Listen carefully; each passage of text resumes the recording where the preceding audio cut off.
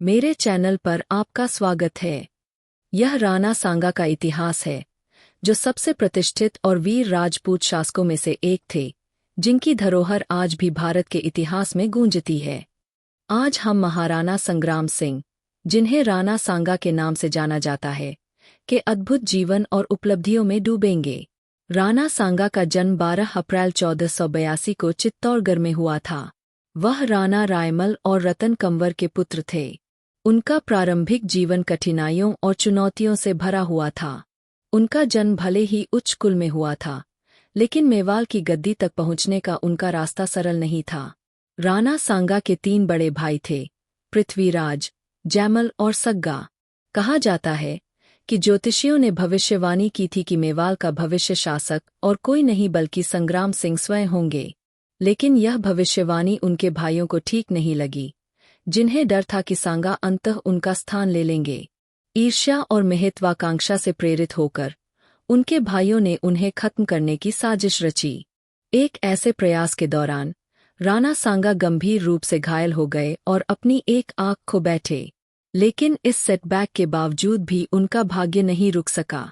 उनकी अदम्य भावना और साहस ने उन्हें अलग बना दिया। सिर्फ 27 साल की उम्र में 1509 में राणा सांगा ने मेवाल की गद्दी पर चढ़ाई की।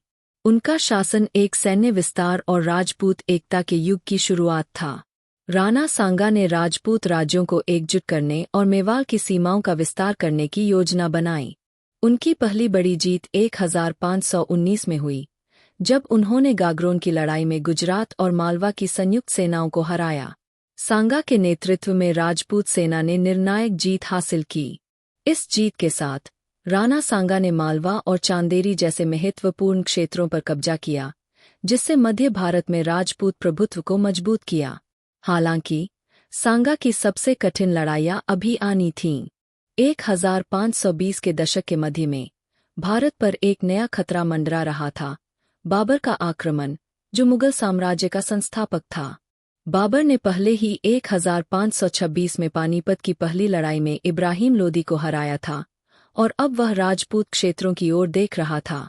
राणा सांगा, जो बाबर की महत्वाकांक्षाओं से अवगत थे, ने उसका विरोध करने का निर्णय लिया। 1527 में राजपूत राज्यों का एक विशाल गठबंधन उनके नेतृत्व में एकत्र हुआ, जिसका उद्देश्य बाबर की बढ़ती ताकत का सामना करना था। 1527 में हुआ ऐतिहासिक युद्ध खानवा इसी गठबंधन के तहत लड़ा गया।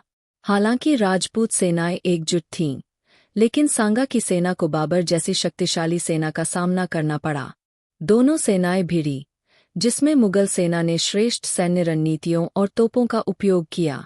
राणा सांगा, जो युद्ध के दौरान गंभीर रूप से घायल हो गए थे, कहा जाता है कि उन्होंने युद्ध में 80 घावों का सामना किया, फिर भी पीछे हटने को तैयार नहीं थे। उन्होंने वीरता से लड़ा और अभूतपूर्व साहस का प्रदर्शन किया। हालांकि यह युद्ध राजपूतों के लिए एक दुखद हार के रूप में समाप्त हुआ। खानवा की हार राणा सांगा और राजपूतों के लिए एक बड़ा झटका थी। उनका एकजुट राजपूताना का सपना चूर हो गया और बाबर के मुगल भारत में एक मजबूत पाव जमा पाए।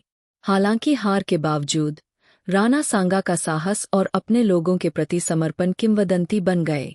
युद्ध में उनकी वीरता और नेतृत्व की विशेषताएं उन्हें उनके समकालीनों से सम्मान दिलवाने में सफल रहीं, यहाँ तक कि हार के बाद भी।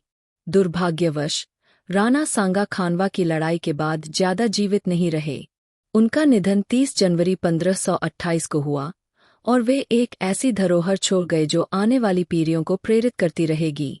उनकी मृत्यु ने मेवाल में एक युग का अंत किया, और उनके वंशज विदेशी आक्रमणों के खिलाफ संघर्ष करते रहे।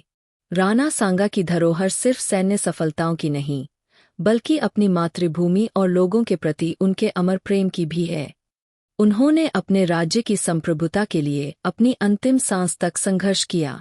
हार के बावजूद उनका नाम साहस और संघर्ष का प्रतीक बन गया।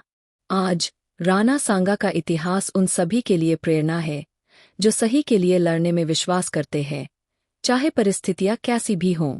उनकी कहानी हमें उस वीरता और बलिदान की याद दिलाती है, जिसने राजपूत भावना को परिभाषित किया। हालांकि दुनिया बदल गई है, राणा सांगा की आत्मा राजस्थान की हवाओं और उनके साहस को याद करने वाले लोगों के दिलों में आज भी जीवित है। उनका जीवन, उनके युद्ध और उनकी धरोहर आने वाली पीढ़ियों को प्रेरित करती रहेगी। देखने के लिए धन्यवाद। ऐसी और दिलचस्प ऐतिहासिक यात्राओं के लिए लाइक, कमेंट और सब्सक्राइब करना न भूलें। अगले वीडियो में मिलते हैं।